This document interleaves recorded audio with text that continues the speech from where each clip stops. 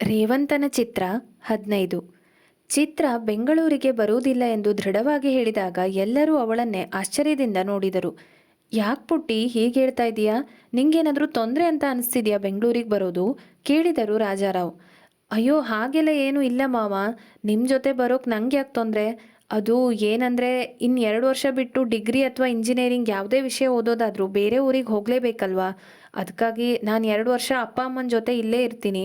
ಈಗಲೇ ನಂಗೆ ಅವ್ರನ್ನ ಬಿಟ್ಟು ಅಲ್ಲಿಗೆ ಬರೋಕ್ಕೆ ಮನಸ್ಸಿಲ್ಲ. ಇಲ್ಲೂ ಕಾಲೇಜ್ ಚೆನ್ನಾಗಿದೆ ಮಾವ. ನೀವು ರೇವಂತ್ಗೆ ಕೇಳಿ, ಅವನು ಇಲ್ಲೇ ಓದಿದ್ದಲ್ವಾ ಎಂದು ರೇವಂತನ ಮುಖವನ್ನು ನೋಡಿದಳು ಚಿತ್ರ. ಅವನಿಗೆ ಬೇಸರವಾಗಿತ್ತು, ಆದರೆ ಅದನ್ನು ತೋರ್ಪಡಿಸಿಕೊಳ್ಳದೆ, ಕಾಲೇಜ್ ಬಗ್ಗೆ ಹೇಳಬೇಕಂದ್ರೆ ಇಲ್ಲೂ ಕೂಡ ಚೆನ್ನಾಗಿದೆ ಅಪ್ಪ ಎಂದ ಅವನು. ಒಂದ್ಸಲ ವಿಚಾರ ಮಾಡು ಚಿತ್ರ, ಆಮೇಲೆ ನಿಂಗೆ ಏನು ಅನ್ಸುತ್ತೆ ಅಂತ ಹೇಳು. ನಾವೇನು ಒತ್ತಾಯ ಮಾಡ್ತಾ ಇಲ್ಲ, ನೀನು ಬಂದರೆ ನಮ್ಗೆ ಖುಷಿ ಅಷ್ಟೇ. ಅವಳ ತಲೆ ನೇವರಿಸಿದರು ರಾಜಾರಾವ್. ಇಲ್ಲ ಮಾವ, ನಾನು ಯೋಚನೆ ಮಾಡಿದ್ದೀನಿ, ನೀವು ಬೇಜಾರು ಮಾಡ್ಕೋಬೇಡಿ, ನಾನು ಇಲ್ಲೇ ಓದ್ತೀನಿ ಎಂದು ಮುಗ್ಧವಾಗಿ ಹೇಳಿದಾಗ, ಸರಿ ಚಿತ್ರ, ನಾವು ನಿಂಗೆ ಒತ್ತಾಯ ಮಾಡಲ್ಲ, ನೀನು ಖುಷಿಯಿಂದ ಇದ್ದರೆ ಆಯಿತು.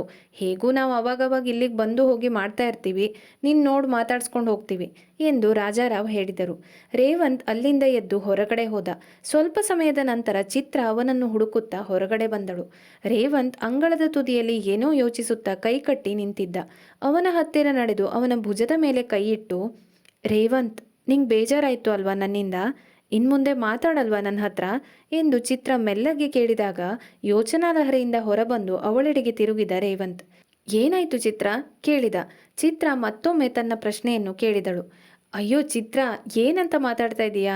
ಹೌದು, ನಿನ್ಮೇಲೆ ಒಂದ್ಸಲ ಬೇಜಾರಾಯಿತು ನನಗೆ, ಆದರೆ ಆಮೇಲೆ ನೀನು ಹೇಳಿದ್ದು ಕೂಡ ಸರಿಯಾಗೇ ಇದೆ ಅನಿಸ್ತು. ವರ್ಷಗಳ ಹಿಂದೆ ಅತ್ತೆ ಮಾವ ಮತ್ತು ಇವರನ್ನು ಬಿಟ್ಟು ನಾನು ನಮ್ಮ ಮನೆಗೆ ಹೋಗ್ತಾ ಇದ್ದೆ. ಆದರೂ ನಂಗೆ ತುಂಬ ಬೇಜಾರಾಗಿತ್ತು. ಈಗಲೂ ನಾನು ನಿಮ್ಮನ್ನೆಲ್ಲ ಮಿಸ್ ಮಾಡ್ಕೊಳ್ತೀನಿ. ಅಂಥದ್ರಲ್ಲಿ ನಿಂಗೆ ಇಲ್ಲೇ ಇರಬೇಕು ಅನಿಸೋ ಸಹಜ. ಅತ್ತೆ ಮಾವನ ಬಿಟ್ಟು ಬರೋಕ್ಕೆ ನಿಜವಾಗ್ಲೂ ಕಷ್ಟನೇ. ನಾನೇನು ಬೇಜಾರು ಮಾಡ್ಕೊಂಡಿಲ್ಲ, ನಿನ್ನ ಹತ್ರ ಮಾತಾಡಲ್ಲ ಅಂತ ಏನೇನೋ ಯೋಚನೆ ಮಾಡಬೇಡ ಎಂದು ಅವಳ ಕೆನ್ನೆ ಹಿಂಡಿ ಹೇಳಿದ. ಚಿತ್ರ ನಕ್ಕಳು. ಆಗ ಅವಳು ಬೆಂಗಳೂರಿಗೆ ಹೋಗಿದ್ದರೆ ಕಥೆ ಬೇರೆ ಆಗಿರುತ್ತಿತ್ತು. ಆದರೆ ಕಥೆ ಮೊದಲೇ ನಿರ್ಧಾರವಾಗಿರುತ್ತದೆ. ವಿಷಯಗಳು ಹೇಗೆ ಯಾವಾಗ ಆಗಬೇಕೋ ಹಾಗೆಯೇ ಎಲ್ಲವೂ ಆಗಲೇಬೇಕು. ಯಾವುದನ್ನು ನಾವು ಬದಲು ಮಾಡುವುದಕ್ಕೆ ಆಗುವುದಿಲ್ಲ.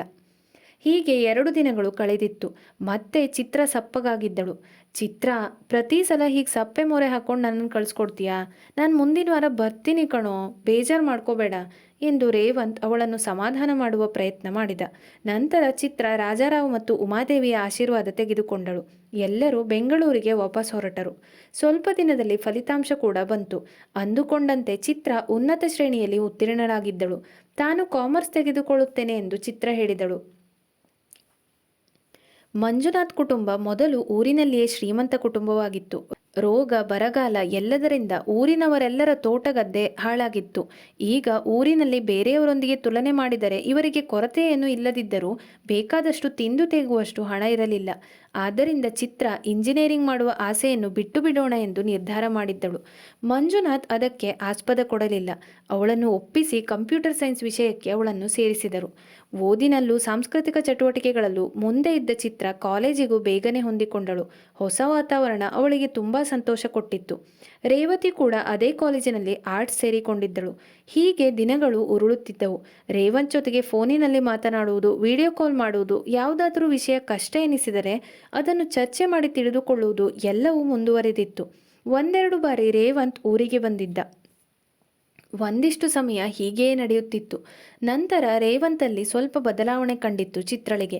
ಕರೆ ಮಾಡಿದಾಗಲೂ ಸುಹಾಸಿನಿ ಮತ್ತು ಮಂಜುನಾಥರಲ್ಲಿ ಎಂದಿನಂತೆಯೇ ಮಾತನಾಡುತ್ತಿದ್ದ. ಆದರೆ ಅವಳ ಜೊತೆ ಎಷ್ಟು ಬೇಕೋ ಅಷ್ಟೇ ಮಾತನಾಡುತ್ತಿದ್ದ. ಅವಳೇ ಏನಾದರೂ ಕಾಲೇಜಿನ ಪಠ್ಯದ ಬಗ್ಗೆ ಅನುಮಾನ ವ್ಯಕ್ತಪಡಿಸಿದರೆ ಅದರ ಬಗ್ಗೆ ಹೇಳಿಕೊಡುತ್ತಿದ್ದ. ಅದಾದ ಮೇಲೆ ಇಬ್ಬರ ಮಧ್ಯೆ ಮಾತುಕತೆ ಅಷ್ಟೊಂದು ಇರುತ್ತಿರಲಿಲ್ಲ. ಒಂದೆರಡು ಬಾರಿ ಚಿತ್ರ ಪ್ರಶ್ನೆ ಮಾಡಿದ್ದಳು. ಅದಕ್ಕೆಲ್ಲ ರೇವಂತ್ ಪ್ರಾಜೆಕ್ಟ್ ವರ್ಕ್, ಕ್ರೀಡಾಕೂಟ, ಪರೀಕ್ಷೆಗಳು ಎಂದು ಹೇಳುತ್ತಿದ್ದ. ಅದು ಕೂಡ ಸರಿ ಎನಿಸಿ ಚಿತ್ರ ಸುಮ್ಮನಾಗಿದ್ದಳು. 1 ವರ್ಷ ಹೀಗೆ ಕಳೆದಿತ್ತು. ಚಿತ್ರ PUCಯಲ್ಲಿ ಓದುತ್ತಿದ್ದಾಗ ಅವಳಿಗೂ ಓದುವ ಒತ್ತಡ ಇದ್ದ ಕಾರಣ ರೇವಂತ್ ಮತ್ತು ಅವಳ ಮಧ್ಯೆ ಇರುವ ಅಂತರ ಮೊದಲಿಗಿಂತ ಇನ್ನೂ ಒಂದಷ್ಟು ಜಾಸ್ತಿಯಾಗಿತ್ತು.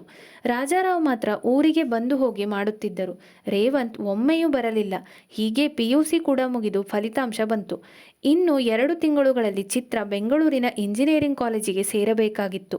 ರಾಜಾರಾವ್ ಮನೆಗೆ ಬಂದಾಗ ಎಲ್ಲವನ್ನೂ ಮಾತನಾಡಿ ಚಿತ್ರಳ ಅಡ್ಮಿಷನ್ ಕೂಡ ಮಾಡಿಯಾಗಿತ್ತು.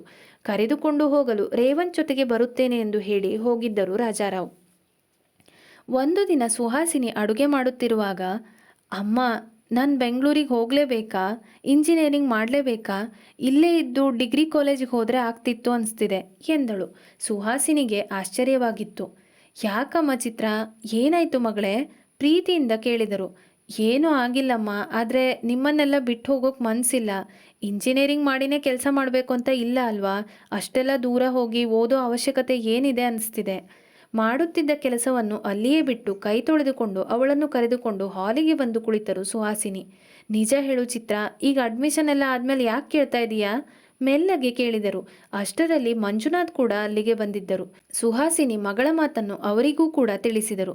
ಮಂಜುನಾಥ್ ಕೂಡ ಒಮ್ಮೆ ಆಶ್ಚರ್ಯಪಟ್ಟರು. ಮಗಳ ಬೇಸರದ ಮುಖ ನೋಡಿ ಇಬ್ಬರಿಗೂ ಆತಂಕವಾಗಿತ್ತು. ಅವಳ ಹತ್ತಿರ ಬಂದು ಕುಳಿತ ಮಂಜುನಾಥ್ ಮಾತನಾಡಲು ಶುರು ಮಾಡಿದರು.